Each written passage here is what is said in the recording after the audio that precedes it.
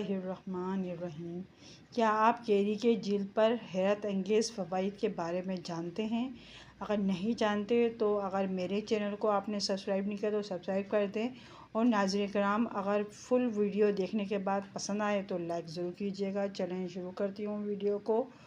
केरी यानी कच्चा आम गर्मियों में लू लगने से तो बचाती हैं, लेकिन क्या आपको मालूम है कि ये आपकी जिल्द को खूबसूरत बनाने में भी अपना अहम किरदार अदा करती है।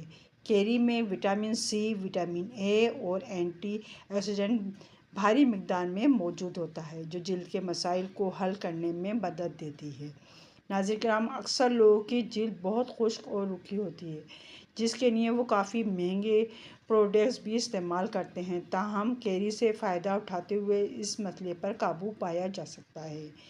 केरी को एवोकाडो और शहद के साथ मिक्स करके पेस्ट बना लें और इसे अपनी जिल्द पर इस्तेमाल करें। इस टोटके से खुश्की में कमी लाई जा सकती है। नाज़रीन कराम, वक्त के साथ साथ झुर्रियों का आना कुदरती अमल है, लेकिन आलूदगी और सेहत का ख्याल ना रखने की वजह से भी कबल अज़ कब झुर्रियों का सामना करना पड़ता है। इसके लिए आपको चाहिए कि आप केरी के पेस्ट को अंडे की सफ़ेदी में अच्छी तरह मिक्स करके अपनी जिल्द पर लगाएं। कुछ देर लगा रहने के बाद ठंडे पानी से धो लें। अंडे की सफ़ेदी झुर्रियों को दूर करने में मदद देती है और जिल्द पर अंडे का इस्तेमाल सदियों से पुराना है।